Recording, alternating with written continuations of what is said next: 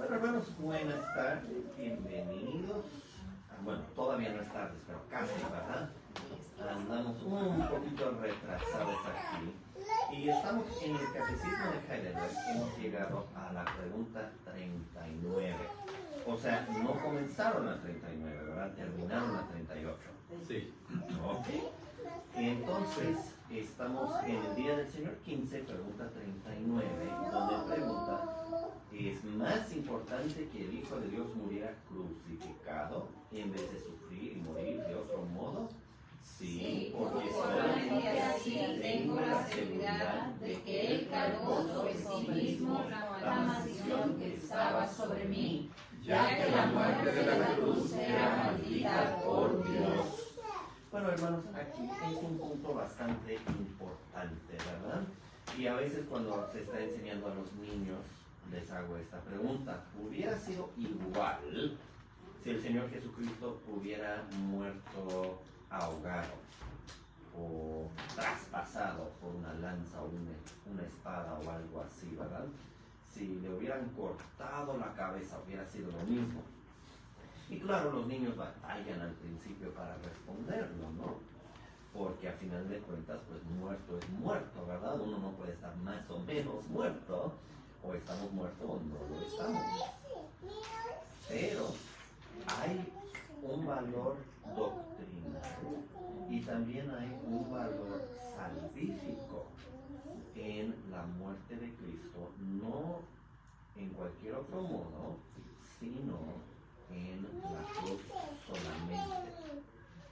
Y entonces es imposible, ¿verdad?, desde el punto de vista del decreto de Dios, que el Señor Jesucristo hubiera muerto de cualquier otra forma.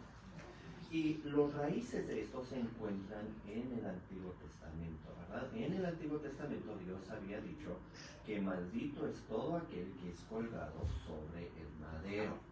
Ahora, tenemos que entender esto con un poquito de cuidado. No es que yo puedo conseguir la maldición sobre otra persona subiéndolos a un madero, ¿verdad? Clavándolos en un árbol o en una cruz o algo así. Pero es que era una muerte que demostraba la maldición de Dios. Y por eso en el Antiguo Testamento, cuando alguien era matado de esa manera, cuando eran expuestos, ¿verdad?, colgados en un árbol, lo rebajaban luego. O no sé si se acuerdan cuando murió el rey Saúl y sus hijos, ¿qué hicieron los filisteos, verdad? Encontraron su cuerpo, que ellos no lo habían matado. El rey Saúl se mató a sí mismo, ¿verdad? Pero lo expusieron en el muro de una de sus ciudades, hasta que los hombres de Jabes Gilead fueron y le bajaron de ahí. ¿Por qué fueron y le bajaron? Porque era un insulto, porque era una ofensa, porque era una deshonra y porque parecía decir que estaban bajo la maldición de Dios. Entonces esa preocupación, ¿verdad?, se nota en el Antiguo Testamento.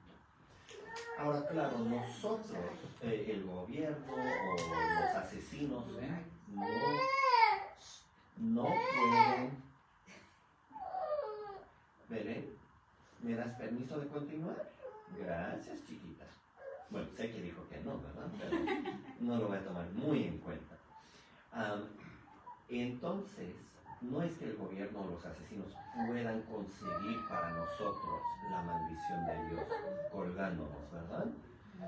Si fuera así, Dios en efecto hubiera otorgado autoridad a los hombres que no les ha dado. Pero el pueblo de Israel en el Antiguo Testamento fue entrenado a pensar en esa muerte como muerte maldita, ¿verdad? Como muerte que manifestaba la maldición de Dios. Y entonces cuando Cristo muere crucificado, colgado sobre un madero, ¿qué nos dice?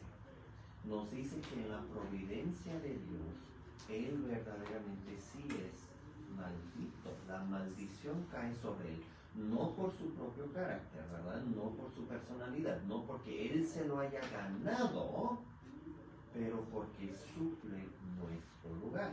Y aquí el texto clave es Gálatas capítulo 3.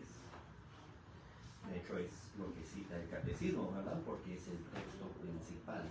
Gálatas capítulo 3 y el versículo 13. El apóstol Pablo dice: Cristo nos redimió de la maldición de la ley, hecho por nosotros maldición.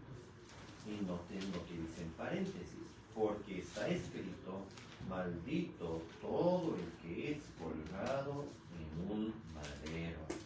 La cita es al libro de Deuteronomio, ¿verdad? El trasfondo que ya mencionamos. Pero Pablo apela a la crucifixión y a Deuteronomio, ¿verdad? Como prueba que Cristo murió bajo nuestra maldición. Fue hecho por nosotros maldición. Y cada palabra ahí es importante, ¿verdad? Por nosotros. O sea, la mayoría de los que caen bajo maldición por su propia cuenta, ¿verdad? Por su propia culpa, por lo que ellos han hecho. Dios no maldice sin motivo, ¿verdad?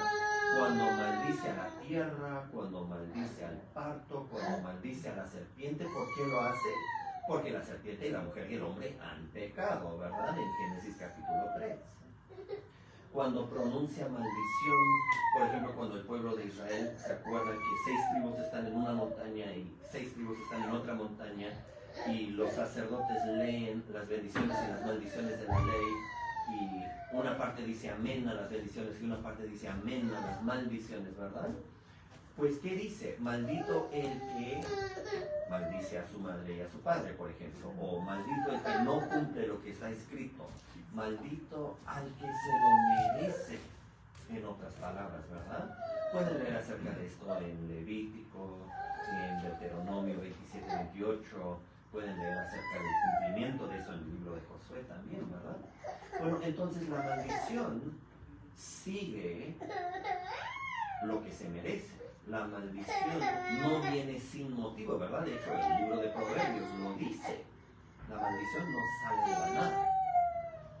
Bueno, en el caso de Cristo, es cierto que la maldición no sale de la nada, pero también es cierto que la maldición no sale de su propia conducta. No habló engaño, no hubo engaño, no maldijo. Cuando a él le maldecían, él no respondió de la misma manera, ¿verdad? En él no hay pecado, el príncipe de este mundo, el diablo, no tenía nada en él, es santo y sin mancha, ¿verdad? ¿Cómo es que la maldición va a alcanzar a una persona perfectamente santa, perfectamente inocente, perfectamente sin culpa? La respuesta se encuentra en una palabra: solidaridad. La maldición alcanza a Cristo por su solidaridad con nosotros. Yo merezco la maldición, pero Cristo lo sufre en mi lugar. Se identifica conmigo, con todo su pueblo pecaminoso, a tal grado que la maldición cae sobre él. Entonces, esa es la explicación de la cruz de Cristo. ¿Por qué murió y por qué murió crucificado? Para que entendiéramos, bueno, para que fuera cierto que murió bajo la maldición de Dios y para que entendiéramos que es cierto que murió bajo la maldición del Señor. O sea, está el lado objetivo. ¿Cuál fue el primero? ¿Cuál fue la primera razón? Para que muera bajo la maldición de Dios, y segundo, para que lo sepamos, ¿verdad? Para que sea evidente a nosotros que así fue. Y necesitamos los dos aspectos, ¿no? Necesitamos ese aspecto objetivo. Cristo muere bajo la maldición de Dios, porque ¿de qué otra manera se va a agotar la maldición? ¿Quién más puede acabar con la maldición sobre el pecado? Solamente Cristo. Pero también necesitamos el lado subjetivo, el lado nuestro, de saber que así fue, porque si no sé que Cristo murió bajo maldición, ¿con qué cara, con qué confianza me acerco a Dios? Es imposible, ¿verdad? Si siento que Dios me quiere maldecir, ¿cómo me acerco pidiendo bendición?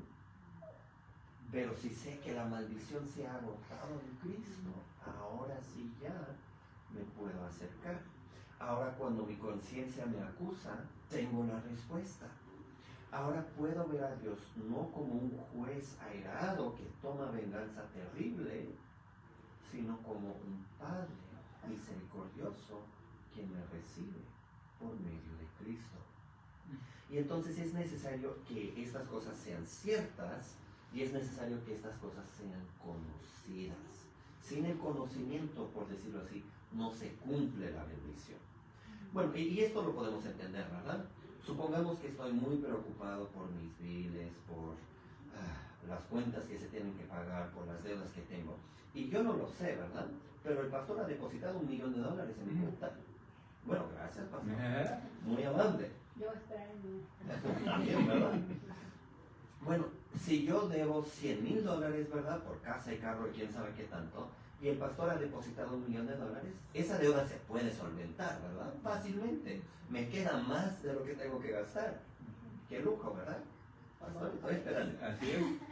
Pero, si no sé, o sea, si lo último que yo supe es que tenía $10 en la cuenta y me van a cobrar 100,000, ¿qué tan afligido, qué tan angustiado estoy? Demasiado, ¿no? O sea, ya es un pesar, ya uno dice, ¿qué tal si cambio mi nombre y me salgo del país? ¿Pero con qué dinero? Uno ya quiere esconderse, ¿verdad? De mojado. De mojado, ¿verdad? Me voy a otro lado para que no me alcancen. Bueno, de hecho sí conocí a una compañera de trabajo de Kenia, abandonó su carro y quisieron cobrarle porque no lo había terminado de pagar. Ella dijo, ¿desde Kenia qué me van a hacer? Ni modo, y ya no pago, ¿verdad? Ya no termino de pagar el carro. Es lo que pasa, ¿no? Si no tenemos ese conocimiento, hacemos y decimos cada barbaridad. También. Un comentario que me sorprende a mí, no sé si sea realmente así, pero en Deuteronomio se habla, maldito el que es colgado, ¿no? No necesariamente crucificado, ¿verdad? Correcto. Pero cuando muere Jesús, están bajo el poder del Imperio Romano, que crucificaban. O sea, Dios en su sabiduría permitió eso, porque de otro modo, o más bien, ¿qué otra muerte iba a tener Jesús? Claro. No, es una buena observación, pastor, porque en el Antiguo Testamento normalmente no mataban a alguien colgándolo, sino que lo mataban y posteriormente lo colgaban, ¿verdad? Y no necesariamente era crucificado, sino podían colgarlo con una cuerda de cualquier árbol o estructura, ¿no? Y por ejemplo en el libro de Esther, Amán como muere colgado, ¿verdad? Pero ahí no es crucifixión, es con una horca alrededor de su cuello, ¿verdad? Como a lo mejor han visto en películas, ¿verdad? Del oeste antiguo, que alguien se roba unos caballos y los ciudadanos lo cuelgan. Pero bajo los asirios, bajo los persas, se comenzó la práctica de la crucifixión, los romanos lo aprendieron del imperio persa, ¿verdad? Y comenzaron a hacerlo, pero no podían crucificar a un ciudadano romano, ¿verdad? Era una muerte reservada para los que no habían alcanzado esa dignidad. Era la muerte más vergonzosa que conocían. Y entonces Cristo nace bajo el imperio romano, y sí, al ser crucificado es colgado, ¿verdad? Es suspendido de madera, ¿verdad? No es un árbol vivo, pero es un tronco, ¿verdad? Y todas las piezas que habían armado para eso, pero cumple las condiciones todavía, ¿verdad? Aunque en la cultura original de Deuteronomio tenía quizás otro concepto de colgar, uno puede ver que legítimamente se aplica al concepto posterior de crucificar, ¿verdad? Y también se me viene a la mente en Juan 3, creo, Jesús dice que el Hijo del Hombre será Elevado, exaltado, sí. O sea, elevado ahí se refiere a iba a morir de esa manera. A la cruz, correcto, sí. Bueno, y eso es en alusión, ¿verdad? Cuando los hijos de Israel andaban por el desierto, se quejaban una vez y el Señor mandó serpientes, ¿verdad? Que los estaban mordiendo.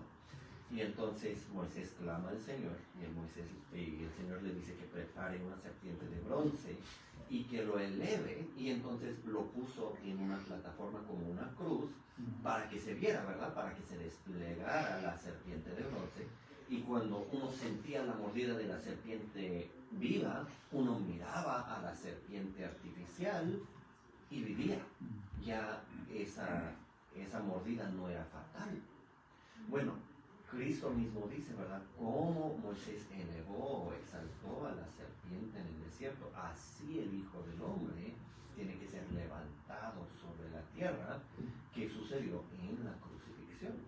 Y entonces se ve que en la crucifixión de Cristo, o sea, en esta forma de muerte específicamente, se unen por lo menos 3 hilos, ¿verdad?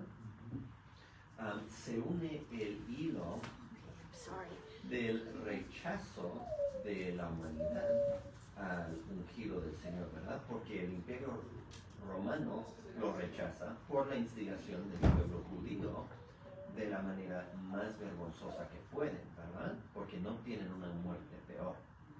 Bueno, ahí se nota. ¿Cierto? Entonces se unió el levantar de, ahora sí puedo decir, de los judíos y el levantar de los gentiles, ¿no? Sí. Sí, o sea, en la muerte de Cristo, ¿qué vemos? Pues vemos que ellos lo traicionaron, los judíos lo traicionaron. Entonces ahí está el rechazo del pueblo de Dios.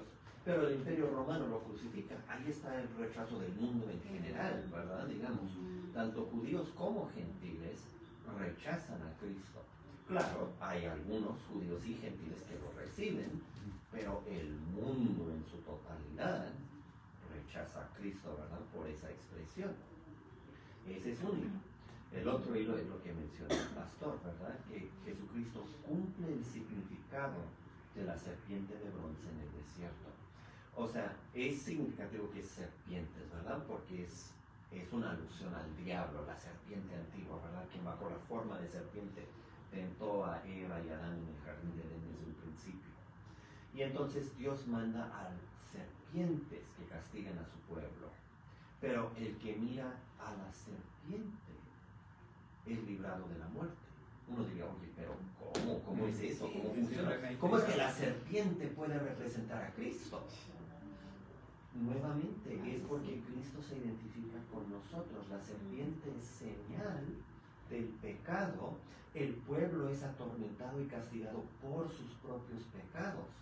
Pero el que asume la carga de su pecado, el que es hecho pecado en lugar de ellos, nos libra del castigo, ¿verdad? Ya no morimos por la mordida de la serpiente. Y tercero está el hilo, ¿verdad? Que el Catecismo y Pablo identifican la maldición. Cristo sufre nuestra maldición y de esa manera ya nosotros somos librados del severo juicio de Dios. La cruz está al centro de los propósitos de Dios, ¿verdad? Entonces no debe de sorprendernos que haya tanta riqueza de significado en este hecho. Pastor, sí, a lo mejor ya lo mencionaste, pero el hecho de que muere bajo el imperio romano, eso como que le da carácter oficial a la muerte. Bueno, supongo que lo comentaron la última vez que tuvieron escuela dominical con la pregunta 38, ¿verdad? Que murió bajo Poncio Pilato como juez. Pues eso le da su carácter jurídico, ¿verdad? Y por un lado es una condena del sistema legal humano, ¿verdad? En las cortes humanas a veces hay una sombra de justicia, pero no hay justicia plena. Aún la Corte Suprema de la Tierra no puede llegar a la conclusión correcta en el caso de Cristo, ¿verdad? Bueno, ¿qué esperamos en nuestro caso? Pero sí es judicial porque Dios está juzgando nuestros pecados a través de la crucifixión de Cristo, ¿verdad? Y entonces si vemos a la cruz a la luz de ¿qué dice la cruz de la sociedad humana? Pues la cruz condena a la sociedad y las instituciones humanas, ¿verdad? No cumplen la justicia de Dios.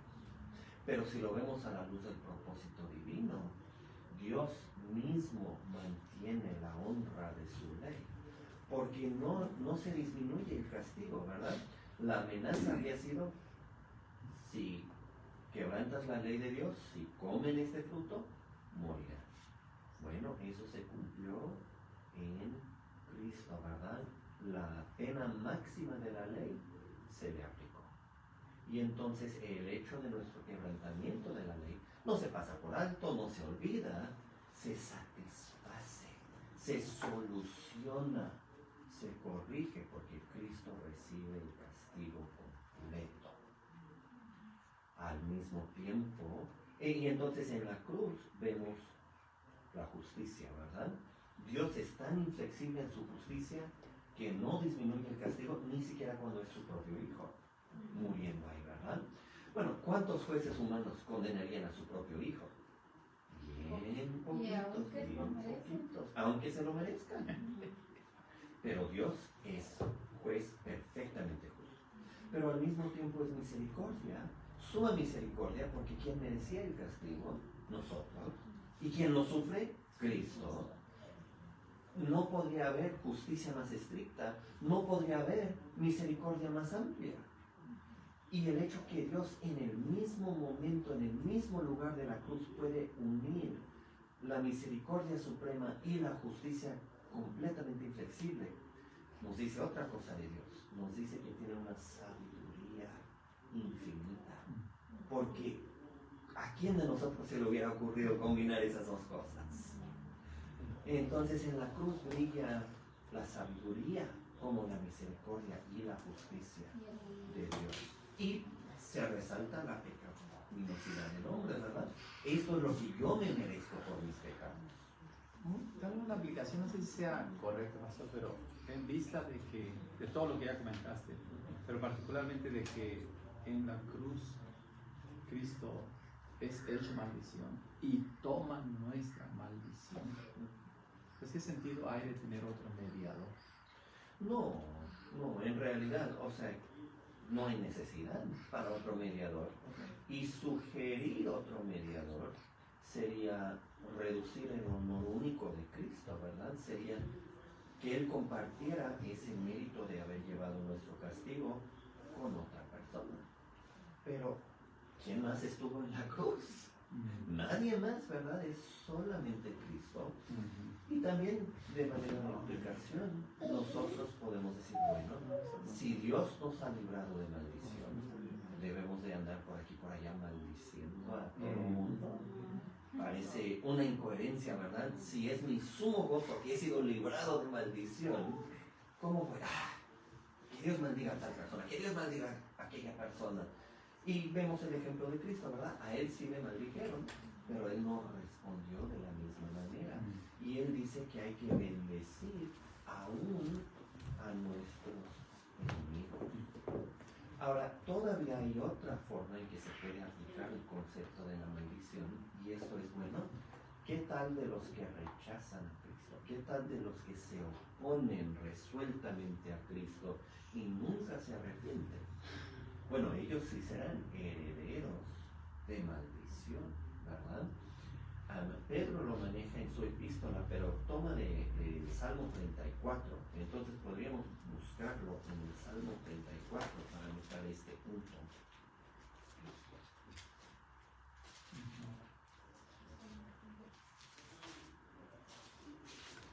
Hermano, como lo que decía que a un ciudadano romano no lo podían crucificar, pues, es correcto que sí crucificaron a Pedro, pero a Pablo no, porque era ciudadano romano. Correcto, sí. Con eso no tenemos información bíblica, ¿verdad? Entonces es la tradición histórica.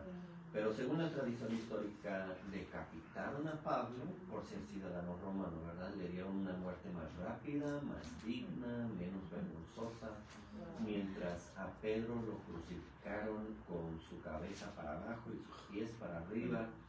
Y según a Andrés, lo crucificaron en una cruz que tenía forma de X. Y entonces no estaba suspendido así, sino así. No sé si, o sea, a mí nunca me han crucificado, ¿verdad? No podré compartir o comparar cuál es peor, cuál es más pesado. Todos me parecen feos. En ese tiempo sería probable que igual la iglesia o alguno de la iglesia también mataron así crucificados. Sí, bueno, de hecho nos dicen que el emperador Nerón mató a varios cristianos, no solamente crucificándolos, pero también bañándolos en aceite y prendiéndoles fuego, ya estando colgados, ¿verdad? Que por un lado hace que la muerte sea más rápida, pero por otro lado pues aumenta el dolor de momento, ¿verdad? Nomás estamos enseñando el lazo aquí, amarrados y colgados. Los quemados. Sí, no, sí, fue increíblemente brutal, ¿verdad? Bueno, en el Salmo 34, el versículo 11, podemos comenzar con ese versículo. Dice, venid hijos, oídme, el temor de Jehová os enseñaré. ¿Quién es el hombre que desea vida, que desea días para ver el bien? Guarda tu lengua del mal y tus labios de hablar engaño, apártate del mal y haz el bien, busca la paz y síguela. Agrega la promesa, los ojos de Jehová están sobre los justos y atentos sus oídos al clamor de ellos. El rostro de Jehová está contra los que hacen el mal, para cortar de la tierra la memoria de ellos. Clamaron los justos y Jehová oyó y los libró de todas sus angustias. Bueno, ahí vemos el principio general, ¿verdad? Los ojos de Jehová están sobre los justos, el rostro de Jehová está contra los que hacen el mal. Claro, en Cristo el rostro de Jehová estuvo contra aquel que hizo el bien, ¿verdad? Pero por sustituir en nuestro lugar, lo explicamos. Y en Cristo, aunque nosotros hayamos hecho mal, el rostro de Jehová, los ojos de Jehová están sobre nosotros, ¿verdad? Sobre los justificados. Pero si alguien rechaza a Cristo, si alguien no acepta su obra, si alguien dice, bueno, yo no necesito que Cristo me libre de la maldición, ¿qué es lo que va a heredar el tal persona? Pues va a heredar la maldición, como dice el versículo 21. Matará al malo la maldad, y los que aborrecen al justo serán condenados. Bueno, el versículo 20 identifica al Señor Jesucristo como el justo por excelencia. Noten, Él guarda todos sus huesos, los huesos del justo, ni uno de ellos será quebrantado. ¿Se acuerdan en Juan 19, verdad? Que quebrantaron las piernas de los ladrones que estaban crucificados al lado de Cristo, pero cuando llegaron a Cristo para quebrar sus piernas, descubrieron que ya estaba muerto y entonces le metieron una lanza por el costado, pero no le quebraron ni un hueso, para que se cumpliera lo escrito. Un hueso no será quebrantado. Pues aquí lo dice, ¿verdad? Entonces Cristo es el justo cuyos huesos no son quebrantados. El 19, 21 habla de Cristo, ¿no? Sí, bueno, de hecho, 19, 20 y 21, todos hablan de Cristo. Y entonces cuando el 21 dice, los que aborrecen al justo serán condenados, los que rechazan a Cristo serán condenados. O Cristo toma mi maldición, o yo mismo lo sufro, ¿verdad? Y entonces los que no confían en Cristo, todavía les espera la maldición. Pero para los que confían en Cristo ya no hay maldición, hay solamente bendición. Lo siento, pastor.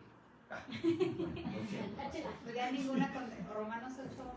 Ninguna condenación hay. Hay que pasar por la cruz. Hay que pasar por la cruz. Correcto. Los que lo rechazan.